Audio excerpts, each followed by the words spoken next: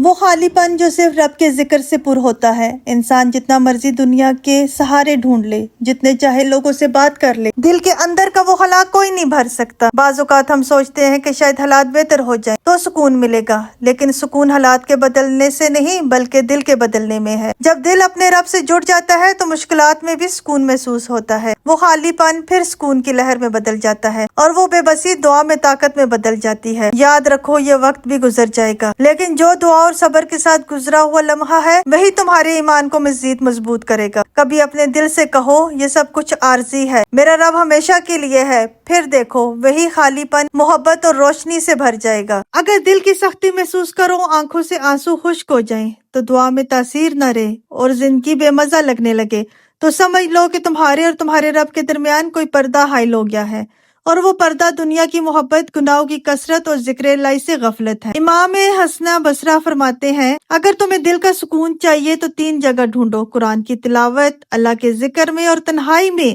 رب کے حضور اوزاری میں۔ اگر وہ بھی سکون نہ ملے تو پھر اپنے دل کو ملامت کرو، کیونکہ وہ دل زندہ نہیں رہا جسے اللہ کے ذکر میں بھی زندگی محسوس نہ ہو۔ سکون نہ دولت میں ہے، نہ شہرت میں ہے، نہ رشتوں کے سہارا دینے میں، بلکہ صرف اس ایک سجدے میں ہے جہاں انسان اپنے رب کے آگے گڑ گڑا کر کہتا ہے یا اللہ میں ٹوٹ گیا ہوں، مجھے جوڑ دے۔ یہی وہ لمحہ ہے جب دل کا خالی پن بھرنا شروع ہو جاتا ہے۔ امام حسن البصری لوگوں سے مخاطب تھے، کہا اگر تم اپنے دل میں سختی محسوس کرو، زندگی بوجھ لگنے لگے اور تمہیں سکون نہ ملے تو 3 جگہ تلاش کرو: اللہ کی کتاب میں، اللہ کے ذکر میں اور اللہ کے حضور تنہائی میں۔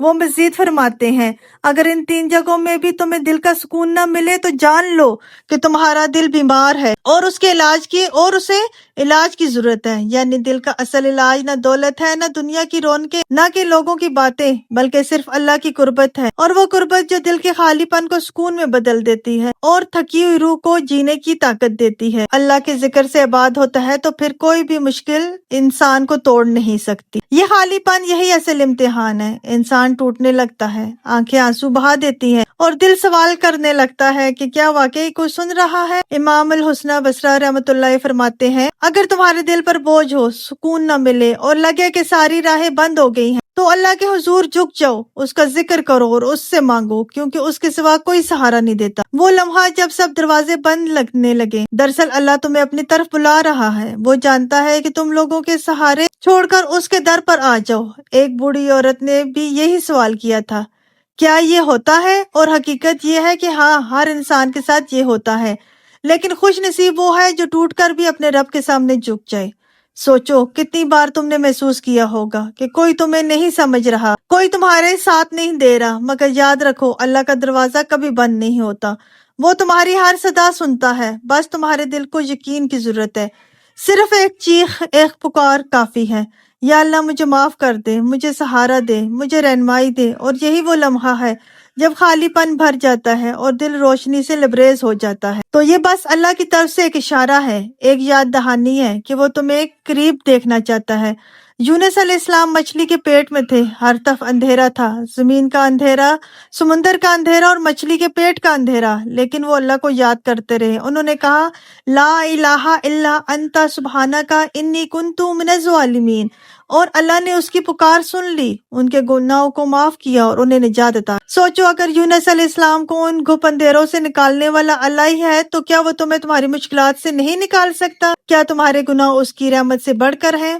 اللہ کی شان یہ ہے کہ بندہ 1000 بار بھی ٹوٹے، بھٹکے، گرے، لیکن وہ پلٹ کر یا اللہ کہہ تو دے تو اللہ اسے قبول کر لیتا ہے۔ تو اگر تم یہ سوچ رہے ہو کیا میں واپس جا سکتا ہوں تو جواب میں ہے ہاں، ابھی اسی لمحے بس ایک قدم اٹھاؤ، ایک دعا کرو، ایک نظر اللہ کی طرف کرو۔ یاد رکھو مشکلات کا مطلب یہ نہیں کہ اللہ ناراض ہے، بلکہ یہ ہے کہ اللہ چاہتا ہے کہ تم اس کے قریب آ جاؤ۔ یہی سوچ اصل دولت ہے۔ انسان ساری زندگی کامیابیوں کے پیچھے بھاگتا رہتا ہے، رشتوں کا سہارا ڈھونڈتا ہے، دولت اور شہرت کو سکون سمجھ بیٹھتا ہے، لیکن آخر میں دل پھر بھی خالی رہ جاتا ہے، اور وہ خلا صرف ایک چیز سے بھرتا ہے، اللہ کی طرف پلٹنے سے۔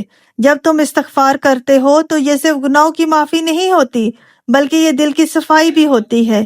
جیسے بادل چھٹتے ہیں اور سورج اپنی روشنی بکھیرتا ہے، ویسے ہی استغفار دل کے اندھیروں کو مٹا دیتا ہے۔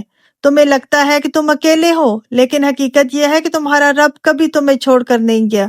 वो हर लम्हा तुम्हारे करीब है, बस तुम्हें उसे पुकारने की जरूरत है। याद रखो, अल्लाह को तुम्हारे लंबे जुमले या खास अल्फाज की जरूरत नहीं है।